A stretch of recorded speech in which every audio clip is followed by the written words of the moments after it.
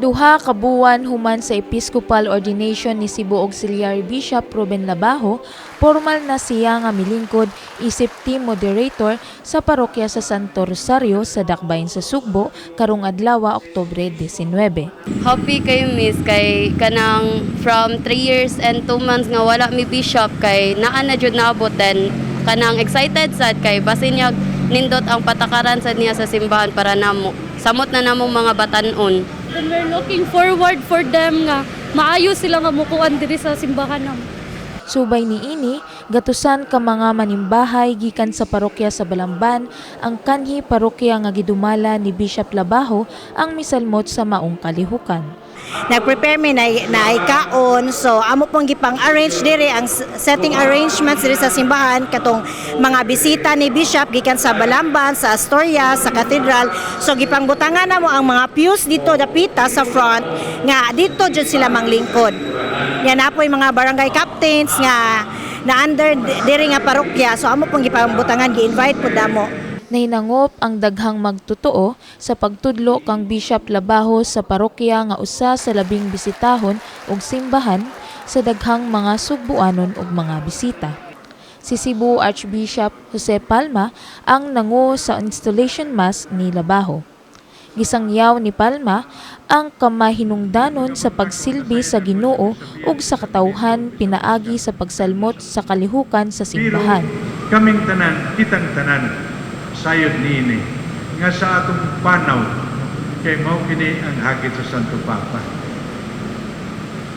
Kitang tanan piniyanan, kitang tanan tinapuran, kitang tanan nasunod sa kababoton sa tinuod nga galon way lain mao ang Dios, mao si Kristo. Malipayon sab nga gidawat ni Bishop Labajo ang bagong hagit kaniya sa pagdumala sa parokya ug ang sinsero nga pagsugat ug pagdawat kaniya sa parokya sa Santo Rosario. So I'm happy. I would like to believe that they are also happy because they nakita na ko ang ilabang kasinsero sa pag-welcome. So I'm happy for them. And I am also happy to be assigned here in Santo Rosario. Isip team moderator sa parokya, tinguha ni Labajo ang pag-agat pa sa mga tawo nga mosimba na sa pisikal nga simbahan ug pag-ampo nga mabuntog na ang problema sa COVID-19 pandemic. Maghiusa ta pag-ampo nga physically naata kauban ta nga mga liyo po sa Dios nga mahingpit nga mabuntog na gyud ang pandemya.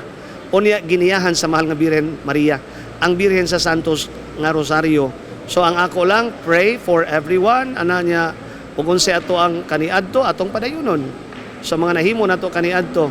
So ang ako lang mga pag-ampo para sa mga parishioners nato dinhi sa Santo Rosario, nga unta kamo sa kanunay mahatagan sa mga panginahanglan ninyo sa pangaliyas sa mahal nga Birhen Maria. Si Bishop Labajo mao ang ikaduhang auxiliary bishop sa Sugbo. Nagsugod siya sa pagserbisyo sa simbahan isip pare niadtong tuig 1994.